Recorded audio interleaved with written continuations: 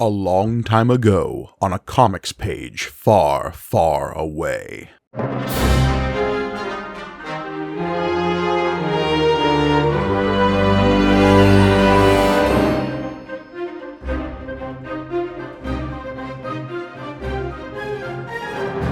Greetings and welcome to May the Panel Be With You, the Star Wars comic book show brought to you by the Punch Up Entertainment Network. I am your humble host, Mike Ergoni, and joining me as always, the weird bald goon from Black Sun to my weird lizard guys that have Luke Skywalker kidnapped, it's John Campbell.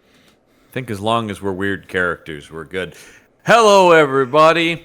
We're still doing this. Yeah, you could tell by the lack of character names that I might be losing some steam on this intro. Well, we've been doing it for, 6 to 7 years now, I think? I believe so. God. Yes. We are still covering Shadows of the Empire, the Star Wars movie, but without the movie. The weird experiment they did in the mid-90s to try to see if they could ramp up production on comic books and novels and toys and video games and all the things around a Star Wars without a Star Wars. Yep. To middling success, I would say. Now, let's pull out a little bit to that. What do you think was gained from this? Was anything really added to the Star Wars lexicon from this? Yeah, there were a few things. I mean, look, lexicon, like in terms of just like the day-to-day, if you're a person participating in an appreciation of Star Wars, is there any lasting impact from Shadows of the Empire? Right. No. Okay. I mean, I guess that's what I'm saying. It's like, but you're saying it was maybe additive to it in small ways. I mean, I think that it succeeded in its broader purpose of indicating people still like Star Wars, which I guess maybe that was a concern at this time. But, it seems crazy now to think that, of course people like Star Wars. And here's the thing we also have to consider from our own perspective is we are hyper-focused on the comic book corner of this, which, all things considered, was like a large bit of the Shadows of the Empire rollout, but I don't think by any means was the moneymaker of this whole thing, because obviously toys is where it's at, right? Oh, 100%. And video games, for that matter. Yeah. And that worked because, once again, we talked about, I think we both had some toys from this. Yep. And I absolutely owned the video game for the N64. Oh, well, yeah. So, I mean, that was the thing and I had the book, though, it's not that this book didn't mean a lot to me. I think even at the time it was like, I think even young me was like, that's interesting. Well, because it suffers from the classic prequel problem, right? Of it has to fill a space, and while they're trying to tell a worthwhile story, I don't know if they're necessarily succeeding in telling an interesting one, right? That's a big issue here. I will also say that for me, as always, anytime you'd set stories between these two, my favorite character is not in them. If you're specifically between Empire and Jedi, yeah. Yeah, then you don't have Han Solo, and instead, this makes the biggest mistake of giving me lesser versions of Han Solo. Look, just because Dash Rendar is Han Solo at home doesn't mean we should belittle him. Yeah, we have Han Solo at home. Mom, that's a Dash Rendar, and you know it. He's Kirkland brand. But yes, today we are covering issue number 5 of Star Wars Shadows of the Empire. This particular issue was released in September of 1996. We have a very similar creative team to what we've had in the past, with one notable exception. So we've got fired. We'll talk about it maybe. Written by John Wagner. We have pencils by Killian Plunkett, who we've seen this whole time, but we also have a pencils credit for John Nadeau. Yeah. I think that's how you say the last name. That's how I would pronounce it as well, yes. Inks by P. Craig Russell, colors by Kerry Porter, color separations by Heroic Age Comics, lettering by Dave Cooper, cover art, again, the indomitable Hugh Fleming. Yes. Now, John Nadeau, Yes. big Star Wars guy at Dark Horse, main pencils on most of the Rogue Squadron run. That is what I know him most from. Yes. He also came from the Aliens series. So definitely feels like this is a guy we can count on. I don't know if this is we're not happy with the art, or probably more realistically, we're not happy with how long this is taking. Let's bring in a guy who just gets it done. I think this speaks to, like in a lot of comics, as 90s is no special era for this sort of thing. Sometimes you need to call in some of the house team to finish stuff up to meet your deadlines. That's just what it comes down to. Yeah, and this, like I said, this was a guy who just churned stuff out for Dark Horse. This was one of their most trusted guys, so that makes sense. Now, can I necessarily tell the difference between which pages that Plunkett did and which pages Nadeau did? Not necessarily. I think they do a pretty good job of aping each other's styles if they're going back and forth. Well, but I can definitely tell a difference in the art, though. Yeah, there's a bit of a house style at Dark Horse, and also the rest of the art team is probably cleaning up differences in the inks and colors, and with that stuff, you can kind of smooth out some of that. So. No, it's not as glaring as that issue that was going back and forth between Infantino and Michael Golden or Walt Simon. What was that one? Remember that one where they added stuff? Yeah. Literally like page to page, clearly different artists. This does not have that. And it's not nearly as blatant as some of the stuff like when Simonson was literally drawing over Infantino's like John Carter of Mars stuff. That's what I'm trying. It was Simonson. Yes, yeah. That was insane. Yeah, no, it's not that bad. But here we go. Issue 5. Yeah, let's get into the cover here, because last we left off, Luke Skywalker was making some kind of daring escape, and this cover is going to highlight that a little bit. Oh, yeah, man. I love just some death right away on this cover. Look at the death throes of that guy, that lizard guy behind him. Well, he's got his arm chopped off. Yeah. No, God, why? Every decision I've made. And Luke's got his duck hunting vest on, and he's just out for a day. Yeah, we've talked about the Shadows of the Empire vest that became Shadows of the Empire, Luke. And, of course, like any kid character in the 90s, he has a bunch of pouches on that vest and weird shoulder pads. They had a lot to carry. In the 90s, we had a lot to carry, our protagonists. Mm-hmm. But yeah, everybody's dying. Luke is, this is cool, man. Maybe aside from the vest, this is cool. And that's specifically, you could charge a little bit more for the toys here, because that vest would come off. It was like a molded plastic thing. Yep. Oh, those were big. Mm-hmm. This was the era of that. But yes, he's deflecting a laser blast. Always cool. Mm-hmm. No, and this is as good as the art's going to get. Yep. Because we got our credits here. We got our delightful timeline. Total erasure of anything that says Dark Horse. This was always Disney. Don't you forget it. Yeah. Oh, Disney always made great comics. What? And right off the bat. Other ones maybe let them be like, yeah, that was Dark Horse.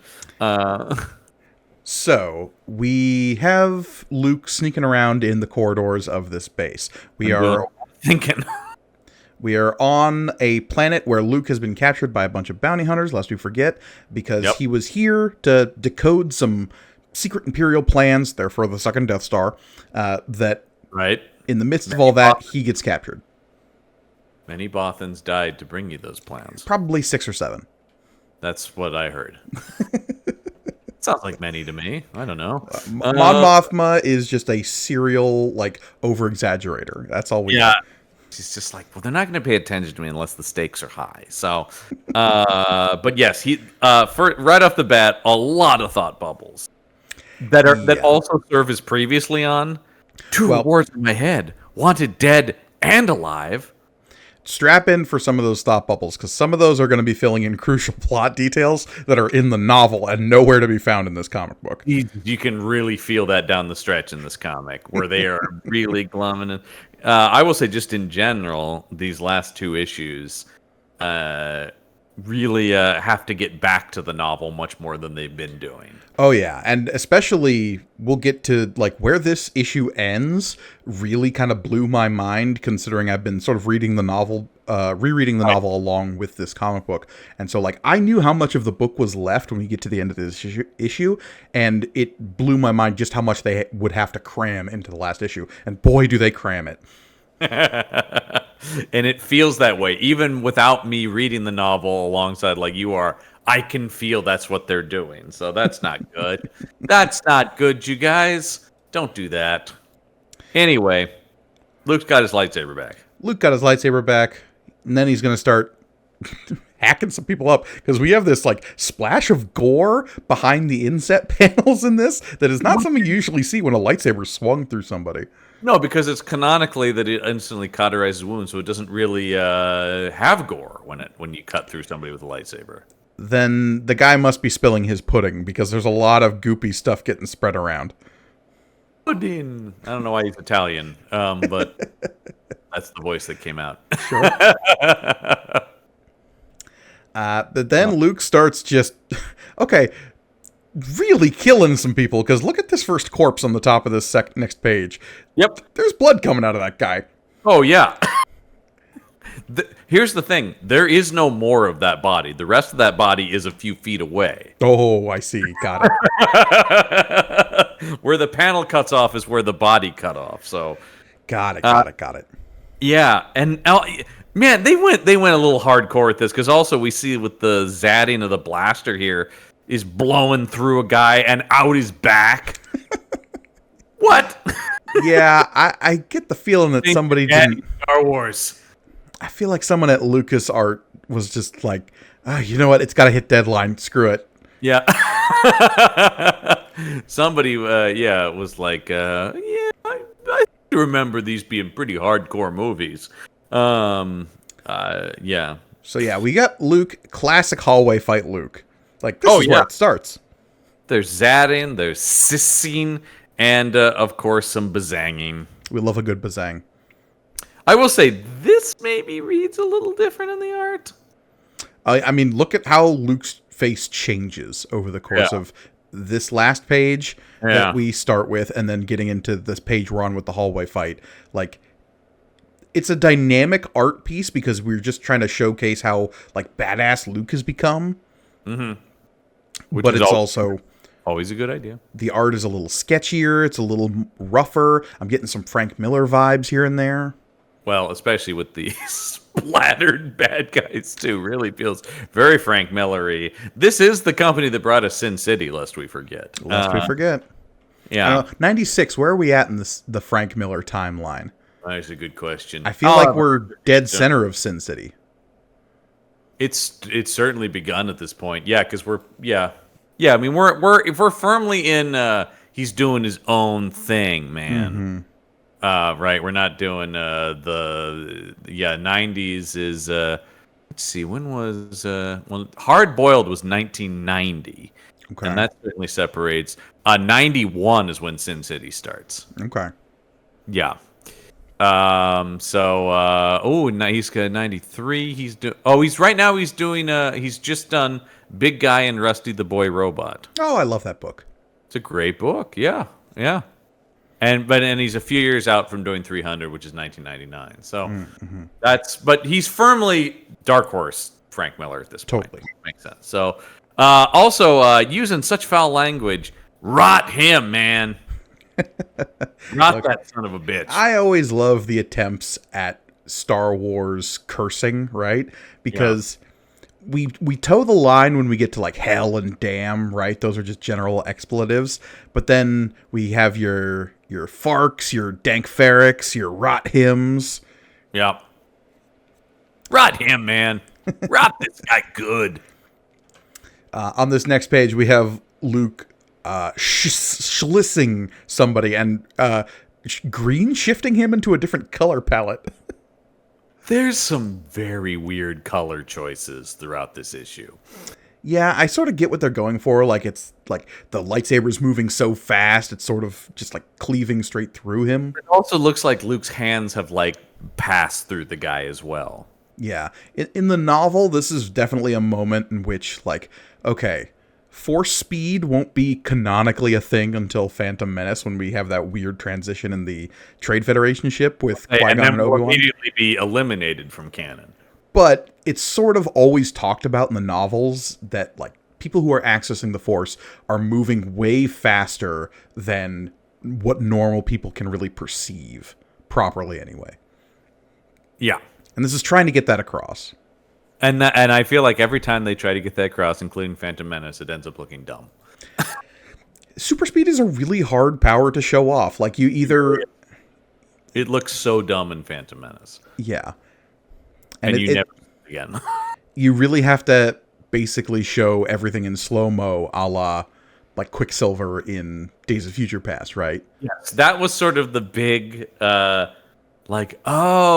make everything go slow around the guy. Mm-hmm. That's how you do super speed. And that has become now, even that's become like, well, that's now the only way to do it? Okay. Happened again. They made a whole Flash movie of it. They did do that. Yeah. All right, so we got them saying, hey, looks like he's just slaughtering all of our dudes. I guess we're taking the dead bounty because screw this guy. Yeah. Rapid fire, boys. He can't block them all, which, I don't know. It's Luke Skywalker. I bet he could. Well, it seems like he just did. Well, no, because the wall behind them explodes. That's right. That's right.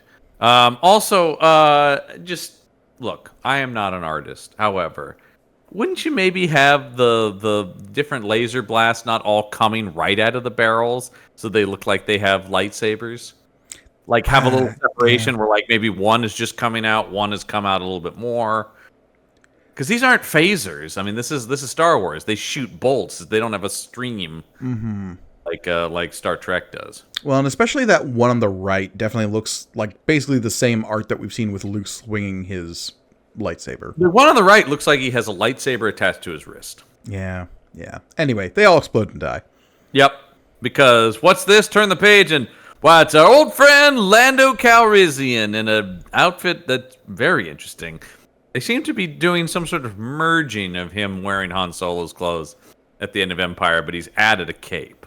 Well, look, Lando had to flee Cloud City with none of his wardrobe, so he's scavenging what he can from Han Solo's closet. Oh my god, it's nothing but vests back here.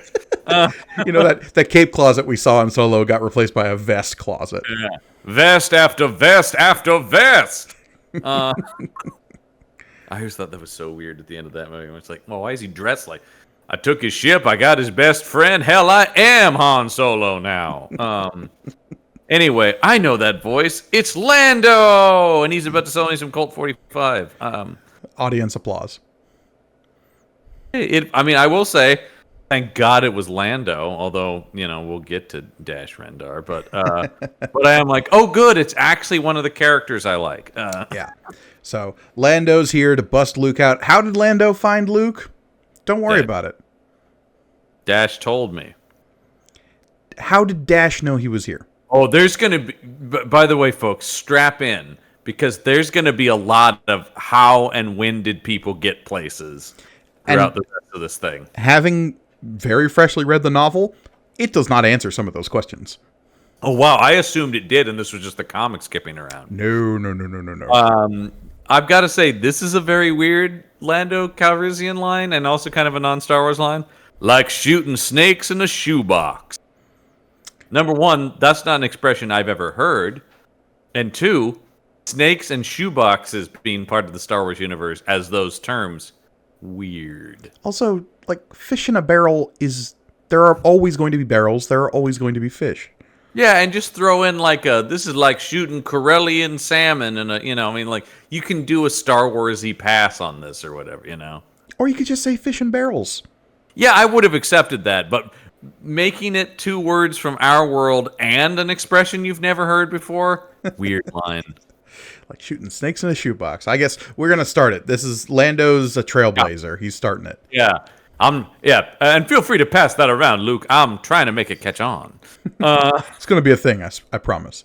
Anyway, Lando turns Caucasian here, which I thought was a weird choice. Yeah, for just a couple of panels.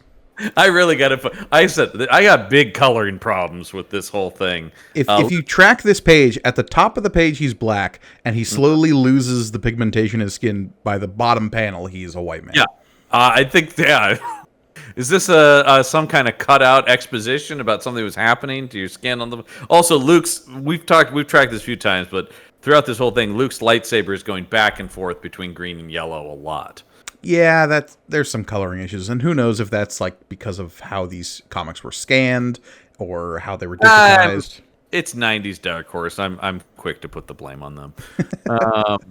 Like I said, they were they had the Star Wars license for so long, and I always felt they were a little careless with it. Dark Horse? No. They also maybe just comics in general. Hey, John, they're the people who gave us Terminator versus RoboCop. They are blameless in this. Well, Terminator vs. RoboCop does fucking rule. That was Frank Miller and Walt Simonson, so that's about as good as it gets right there. But yeah, he goes, because even here, Luke goes, "Where are Leia and Chewie?" And Lando's is like, "That's a long story. No time. We are a comic book. Damn it." Fun fact: the exact same conversation happens in the novel. Jesus Christ, so but lazy. The big difference is in the novel, you have read previous chapters, so you already know where Leia and Chewie are. As opposed to this comic in which, like, we got a brief aside with where they're at, but no explanation as to how they got there. And you know what? I'm in no hurry to get back there, and we will, unfortunately, because here goes the Falcon taking off. Falcon takes off. They go pick up Luke's X-Wing while they're at it. Yeah, I love just the quick thing about, like, we'll pick up your X-Wing. Let's get out of here, though. Once again, we got places to be. Yep. Back on the ship, we get a heartfelt reunion between 3PO and R2.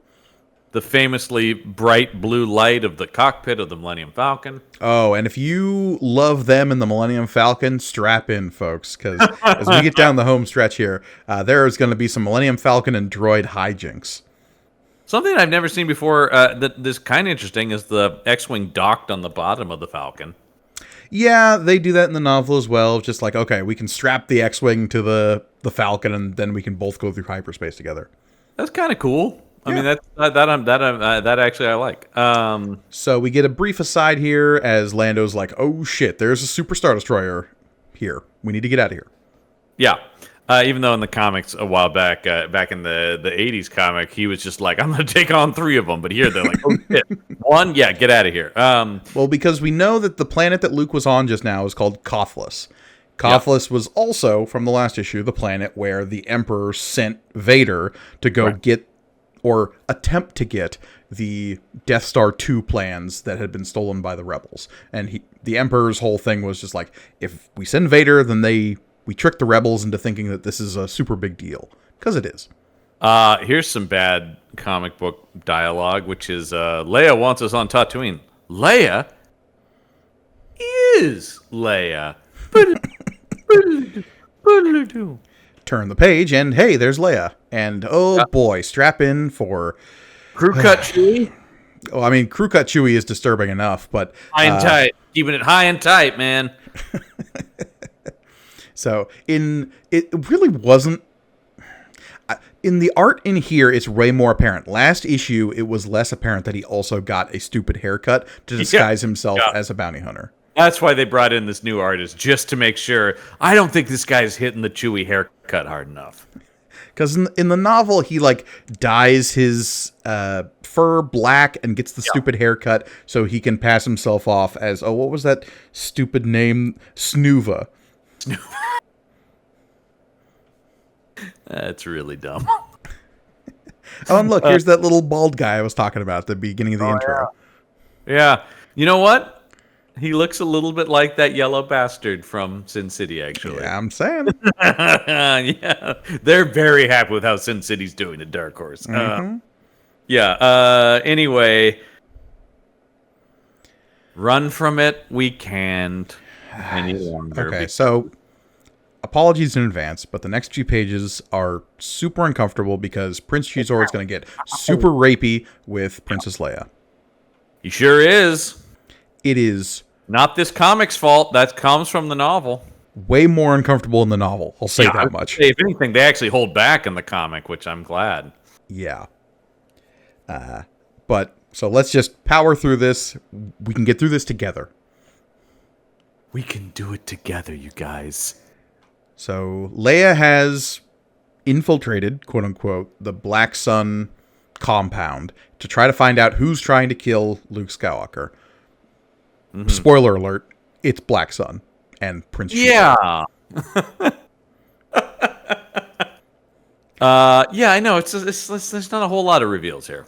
Yeah. So, something that is established in the novel that is only, I think, mentioned once in this comic is that Shizor's species, the Phaline, have like super pheromones, so they can make any humanoid member of the opposite sex swoon for them, and it's basically they're a walking roofie.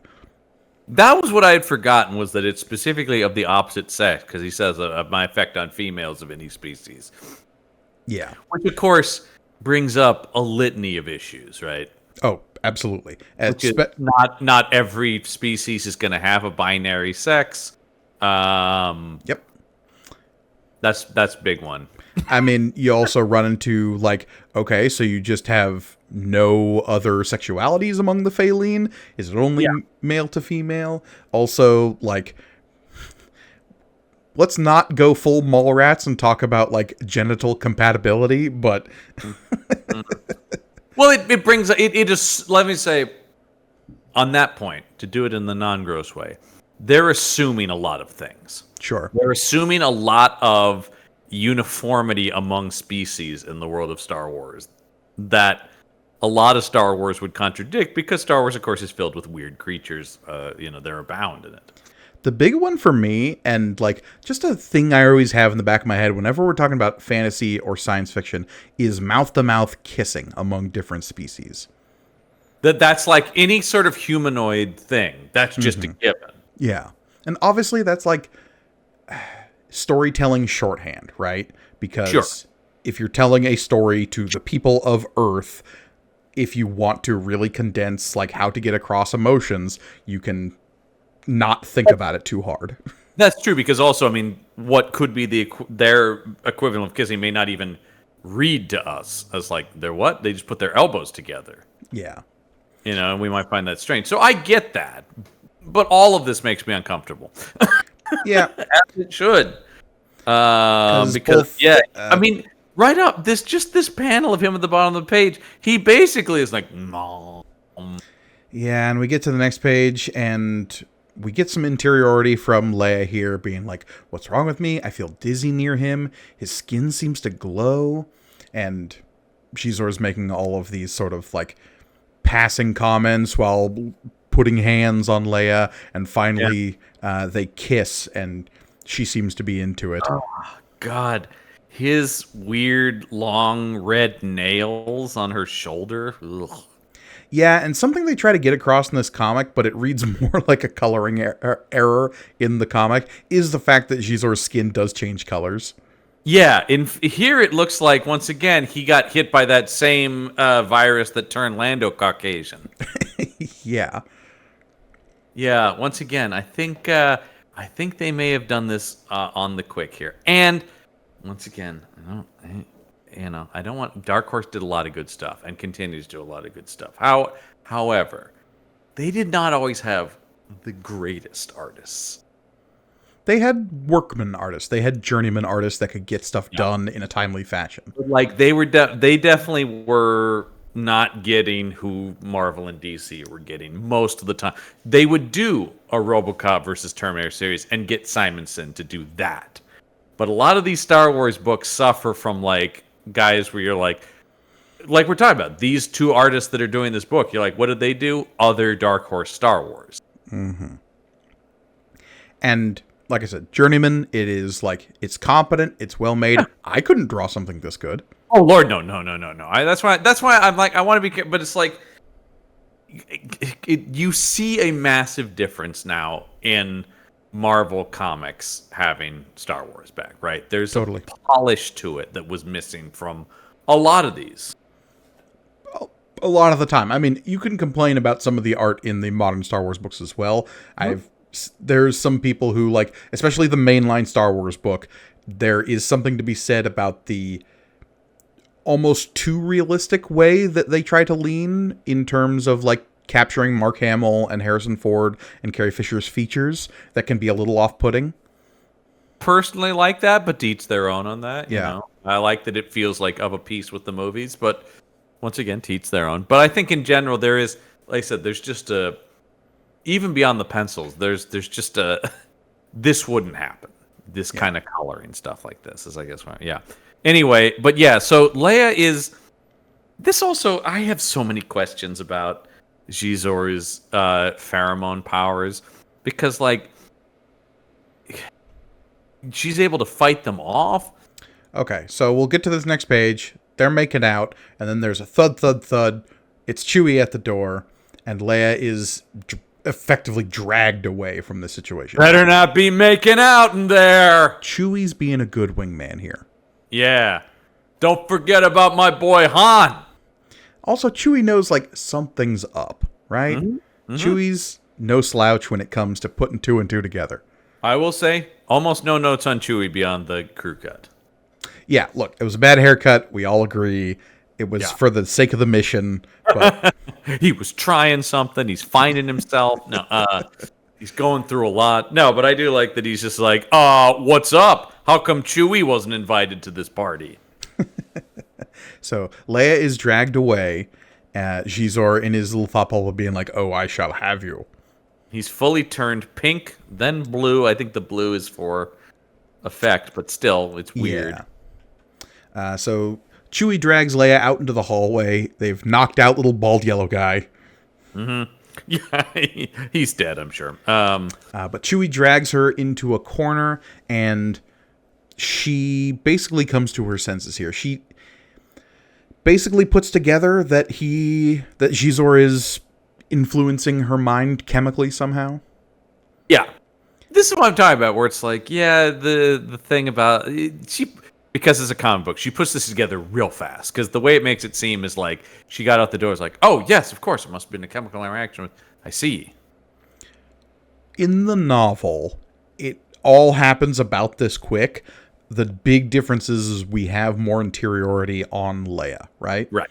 So we have her thought process here, and the book plays it off as a little bit force powery too, which I liked. They tread very lightly where that's concerned. That was a question I had too, is like, would someone other than Leia be able to resist as much as she does?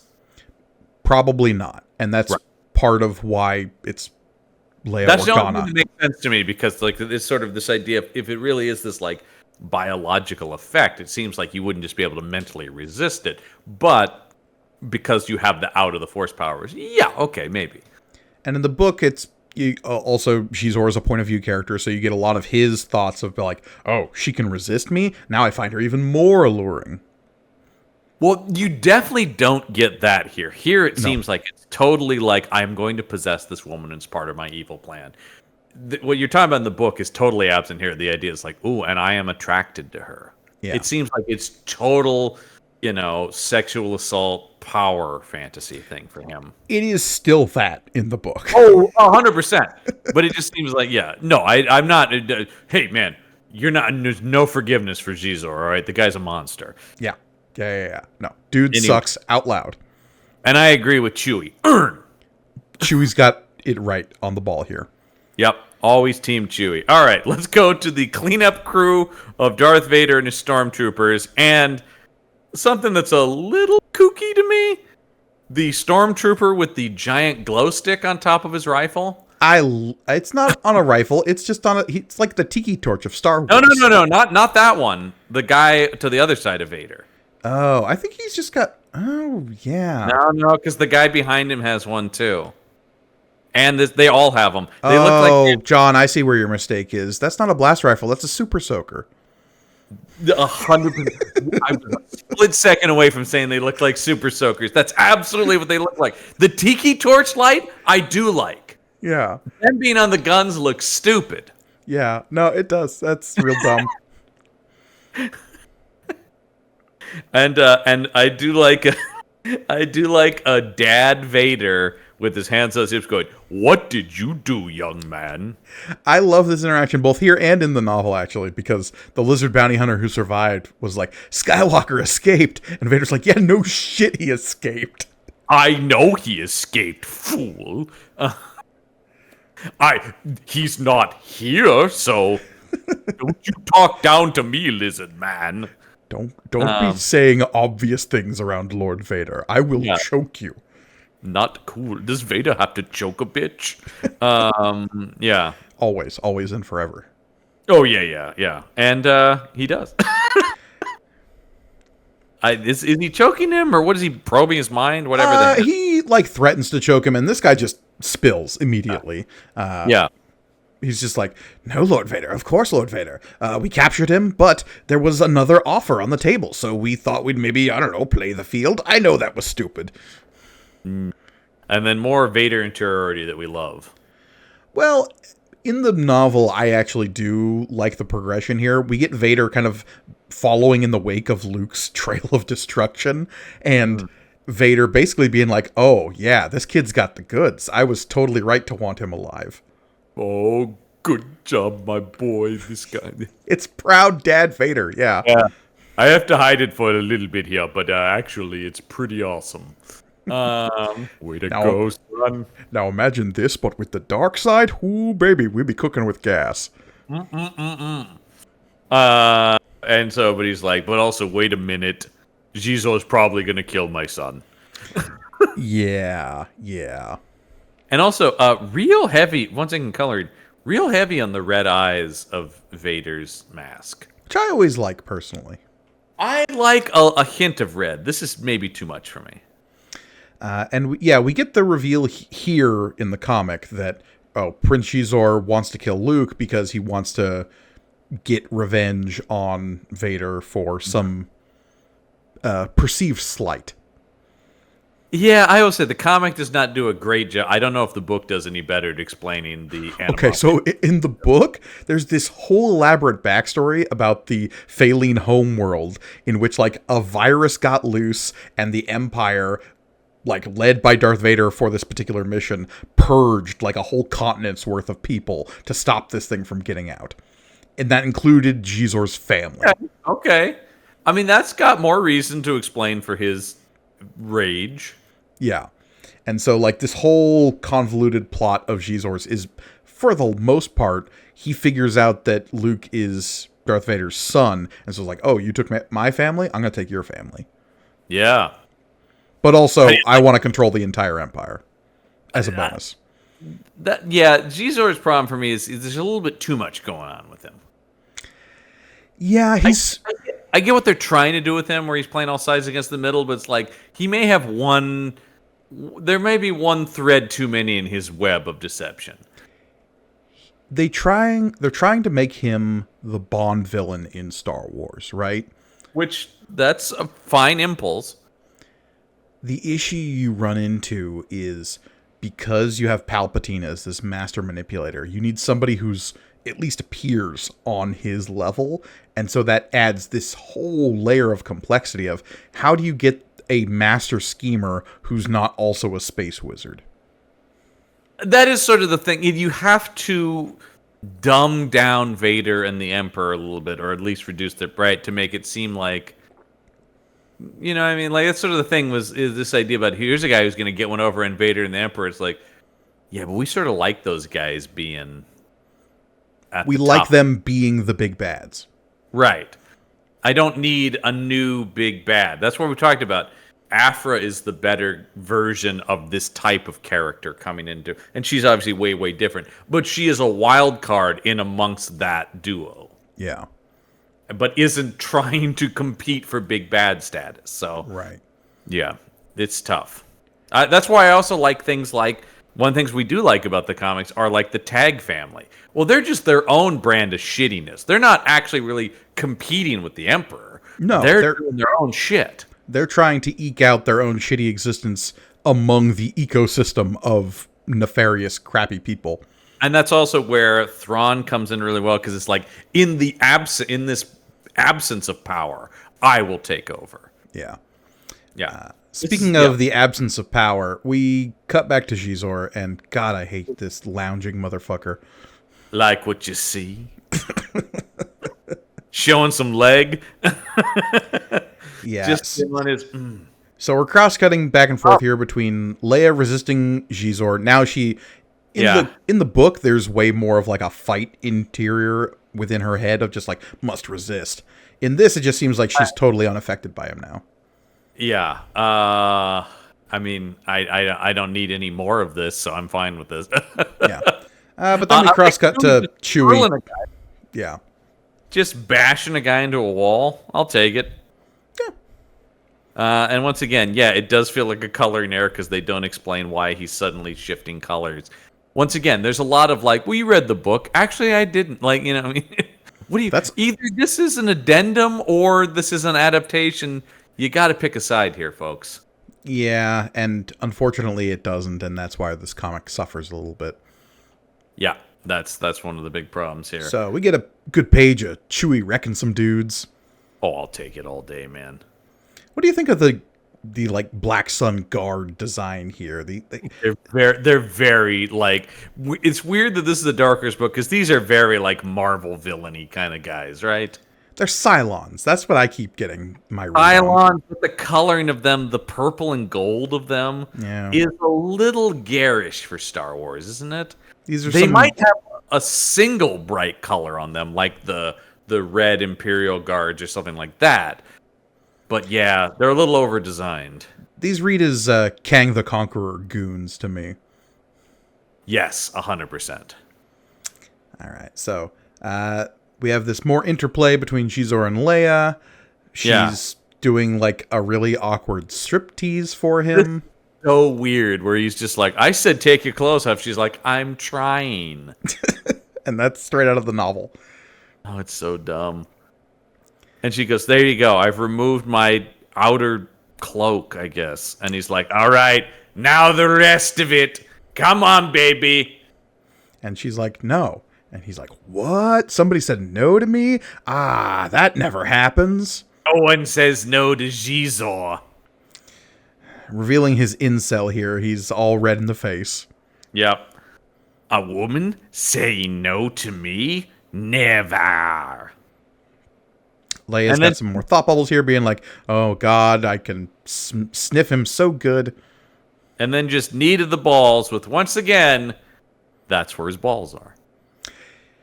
Yep, he has testicles that can be attacked in this fashion. Yep. There's a lot of assumptions. Yep. So anyway, having thoroughly kneed him in the groin, Leia is then dragged away by Guri. I don't remember which one it is. One of the Men in Black movies, I believe. There's a thing where Will Smith kicks a guy in the knee, and it's like, oh, that's where his testicles are. And I thought, that's very clever.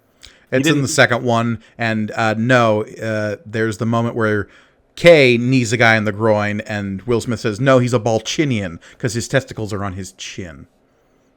I'm thinking of something else then. There's something where a guy's... Oh! No surprise. It's Star Trek 6.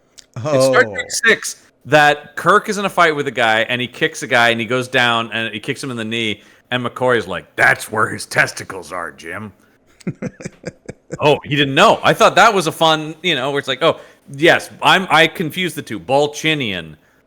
Yeah. Yeah. Oh, Men in Black 2, you were a movie. It's fun. It's pretty forgettable, but it's fun. All right. So, Leia gets dragged away, but then we find out from Xizor here that he let Chewie escape. Oh, yeah, because once again, this guy's got to be 40 steps ahead of everybody. Because again, the actual master plan here is to lure in Luke Skywalker. Yeah, that's who he's really after. The rape is a bonus. Yeah.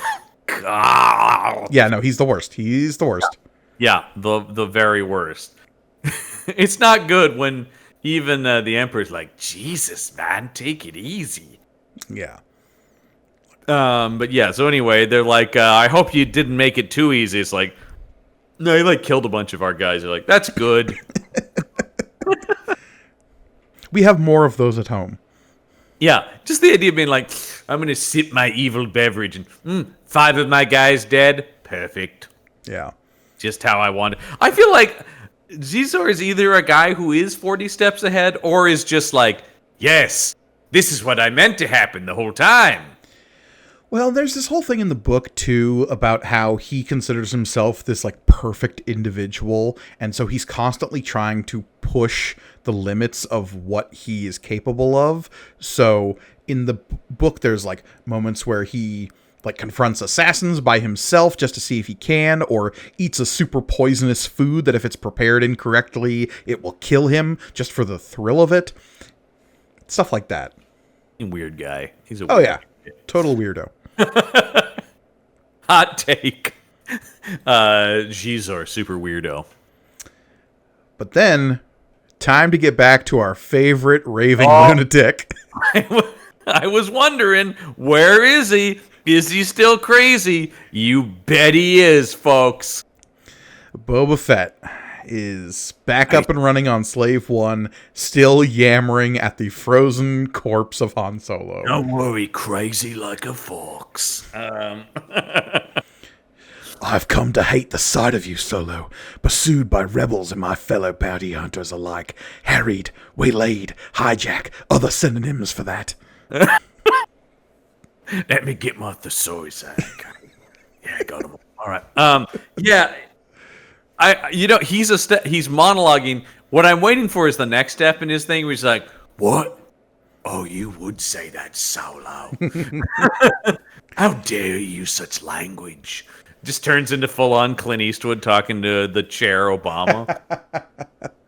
What? But then we see Boba Fett stroll down to his hold, and who's this locked in a cage? Why, it's Zuckuss. Zuckuss, who just witnessed... Zuckuss is an actual person who's really there, and he just witnessed Boba Fett talking to a slab of carbonite that contains Han Solo.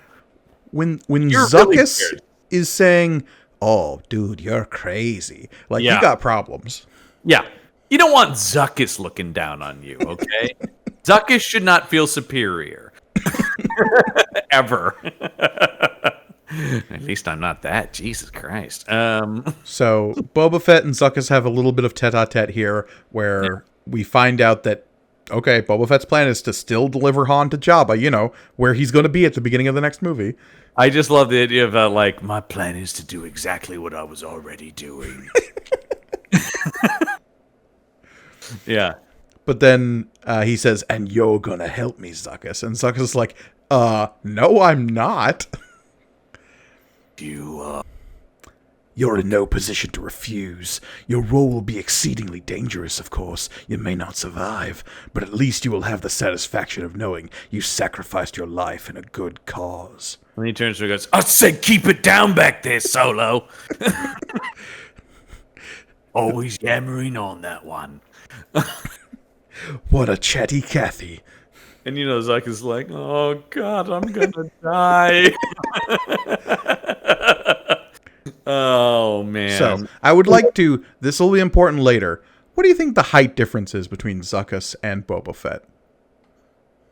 I mean, Boba's got a good 18 inches on him, right? Okay, keep that fixed in your mind. Okay, yeah, because look, he comes up to maybe just about Boba's chest, or his shoulder. Yeah. Yeah, about mid breastplate. Yeah. Yeah. Okay. Yeah. I do like. Once again, they do actually when he's just like, "Oop, I'm fucking dead, man." Meanwhile, back on Tatooine, it's everyone's favorite Jix. It's Jix, baby, Jix. Here he comes to do his antics now. Oh, he's horrible. What a horrible He's character. poking around in the bottom of Jabba's palace. He's looking for a way to dial off world. He needs to make a collect call to Darth Vader. Yep. Just trying to get a call in here. And then what's this? Who's this guy? Some guy. The amount of aliens that are just tossed in here. He's one of Jabba's guards, I guess, and he's like, "Hey, Jabba never liked you, Jix. What are you doing down here?" Yeah. And Jix is like, "I'm not doing anything except for slicing your throat." A slice. And yeah. He throws a knife into him. Yeah. And once again, super gory. This is Star Wars for adults only, folks. And this poor Styracosaurus man just goes down. Goes down hard. But he manages to find, or Jix manages to find a code book on this guy that will let him mess with the Jabba's Palace transmissions. Good stuff, Jabba's workers, just carrying code books around. Look, if you're going to be guarding stuff, especially code books, don't just keep it in a pouch. Yeah. Yeah. Well, it was the 90s, though. We had nowhere else to put them. That's true. Yeah. Anyway, so he does call his best friend in the world, Darth Vader. Yep. So, in the novel, Jix is never mentioned by name. But a version of this phone call does exist in the novel. Okay. What is it, though? Darth Vader doesn't know his name in the novel. It's so funny. Oh my God, he's like it's like a Homer with Mr. Burns. Yes, exactly. Because who was that man? He's only referred to as Little Man in like the interior monologue of Darth Vader. By the way, that's what Darth Vader calls everybody when he's like, I can't remember his name. How's it going, little man? Exactly. Oh boy, that is fun. That is funny. Yeah, so I really enjoyed the idea that, like, oh, from the comic book side of things, Jix is the super important, like, central kind of, like, anti-protagonist. And in the novel, he's just some guy that Vader doesn't even know his name. Yeah. But in the comic, he's, like, the main character. Yeah, of course. He informs Darth Vader that, no, it is Black Sun that is putting the bounty out on Luke Skywalker, though they're trying to trick everyone into thinking that it's Darth Vader who wants Luke Skywalker dead. Right. So that gives Vader another piece of the puzzle about, like, so Shizo not only plans to kill my son, he intends to implicate me in the deed. Such treachery. I'm getting real tired of it. Real fucking tired. Okay. So anyway, cut to huge mass of ships at Coruscant? You wouldn't know it was Coruscant based on looking at that planet, would you? No, that's why I had to look at the thing and see where they said Coruscant. Yeah, so thankfully the dialogue's here to tell us that, hey, look, it's Coruscant. Now, to be fair, Coruscant has not appeared on screen in anything yet as of this comic book. Oh, good. Yeah, that's right. Yeah, because we don't see it. I guess the first time we actually see Coruscant is Phantom Menace.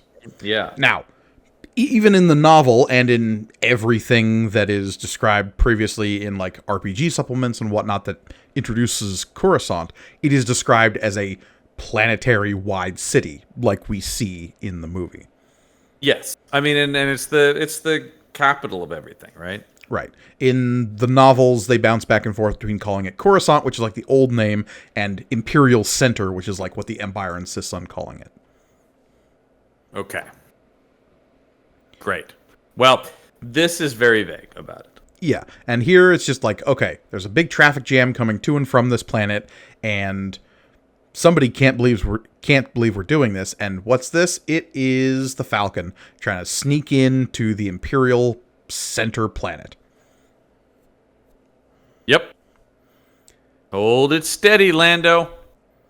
So what they're doing here is they're sneaking in by like hiding in the sensor shadow of this freighter. Basically, like if on a radar screen you would see the big shape, but if you're a smaller ship, you can hide inside that shape, I think is the idea. That makes sense. And so we get a bunch of dialogue explaining that there was like 2 missing chapters here in which Luke and Lando figured out where everybody was, and this is definitely one of those where it's like suddenly we're at Coruscant and you're like, okay, so why are we? Okay, all right, yeah. Sure. Yeah.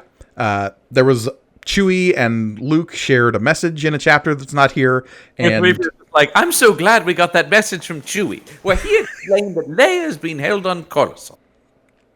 Yeah, exactly. And then even if we can hide the Falcon in the Freighter's blind spot, we'll be invisible. Security. I don't know. Actually, I think that's Lando talking. There is way too much. Are you sometimes confused by who's talking in this comic? There is so much of one of my pet peeves, which is cutting to the outside of a ship and having a dialogue, and I have to be like, who the fuck just said that? Yeah, especially on that fourth panel on this page where we have the if we can hide the Falcon in the freighter's blind spot explanation. It literally could be anybody. Yep. So I think it's Luke because Lando's in response to it when you turn the page, but unclear. Unclear, which is part of the problem. Yeah. And then when we turn the page, it's the same thing again. Yeah, I think it's Lando saying all this, but I think. And now the only reason I know that is because it in the novel it says Lando said, quote. But this is true in the old Marvel stuff too. They do this a lot where they want to cut to it's just the Millennium Falcon and the word will come out. But I'm like, I don't know who said that. But anyway, we get a sense of the danger here because as they're moving along with the traffic, what's this overhead? It's Star Destroyers because, of course, half the Imperial Navy is around this planet. I gotta say, this is the most abrupt ending of the whole thing. All of these have had abrupt endings. This really is like, oh okay. Oh, yeah, because the issue's over right now? I know. I was definitely reading this last night and going, okay. Yep. Shit. Okay. Great. Cool. So, that is the end of issue number 5. I know, yeah. No interest in this being anything beyond just pick up the next one. Yeah. Now, there is a whole mess of stuff that is going to happen in the novel between this issue and the next issue, and I am struggling to figure out if I should explain it now or at the beginning of the next issue. Save it. There's a reason to come back next week, folks. There we go. Yeah. So join us next time for the exciting conclusion. Now, what I will say before we wrap things up here is that this section of the comic book takes place about 3/4 of the way through the book. Okay. So there is a whole 25% of the novel that they need to jam into one more issue of this comic. I will just say, because we look behind the scenes here, we do 2 of these at a time. So having already read that, fucking feel it. It is the beginning of a little word of warning for the next. It is jarring the way the next issue starts. Yeah. And so this comic, and we've seen this before in other comic book adaptations. I want to say the best example I can give of this is the special edition adaptation that we read, where it feels like they suddenly were moving at a pace, and then they got to like 1 or 2 issues before where the issue count will end, regardless of what the writers are doing. Right. And so we have to really, really play catch up in terms of jamming all of what we know is the story, because there's a movie we're adapting or there's a novel we're adapting, and that's where it has to end. Which is really insane, because you would think, you're like, okay, they know going in at 6 issues, right? So wouldn't you go, all right, here are 6 issues, and here's the novel. Let's figure out how to... But instead, it just feels like they're just taking it issue by issue, going, and then like, oh shit, we got to put all this in, and the book's almost... All right, just jam it in that last one. And again, I think it's a product of the fact that this is neither fish nor fowl when it comes to adapting the novel. Because it's not... For the first 4 issues, it wasn't really adapting the novel. And then all of a sudden, it kind of was like, here's our story, and just a little bit, that's what's happening in the novel over there. But then back to our story. But then all of a sudden, these last 2 issues, they're like, all right, we got to do the whole end of the novel. You're like, wait, what? Because we have the whole, like, Jix and Boba Fett storylines, which are not in the novel at all. They each got, like, a page in this where we just had to check in on them. It's this big reversal of the priorities of this comic, and it makes the pacing feel incredibly awkward. Yeah. So, look forward to wrapping that up next time. Oh, boy. Well, if you want more from us, where we're more excited about stuff, at least, you can head over to our Patreon page. I am excited about this. I think it's a fun cultural artifact. I don't want to diminish the fact that, like, Shadows of the Empire, this particular comic book, is flawed.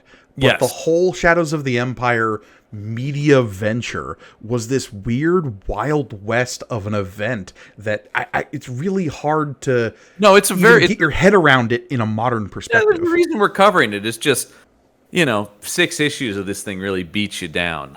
It's true. But of course, that's patreon.podbean.com/punchup. Like I said, get cool exclusive bonus content as well as help support all the shows on the Punch Up Entertainment Network. So head over there and check that out. And of course, one of the best ways to support us and consume this show is doing so over on our YouTube page, youtube.com/@punchupentertainment. There you can read the comic along with us while you enjoy this show and find every other show we produce on the network over there on our YouTube page, as well as some YouTube exclusive stuff like Punch Up Plays, where Elliot Lewis and I are continuing our adventures through the Mass Effect galaxy. We are, by the time you're listening to this, well on our way to stopping a intergalactic invasion of super robots. I'm sure it will be fine. I can't imagine that will go poorly. While you're there, please like, comment, subscribe. Let us know in the comments below. Would you have rather seen this be a completely separate story from what we got in the novels, or a more traditional adaptation of the novel? Or could have... I'm just saying, Dark Horse, you could have done both. Well, in my opinion, it needed to be one or the other. They tried to do both, and it doesn't work. I'm saying you could have had 6 issues as the side story, and then another 6 issues as the adaptation, and doubled your money. Separate comics? Yes, that I think they absolutely could have done.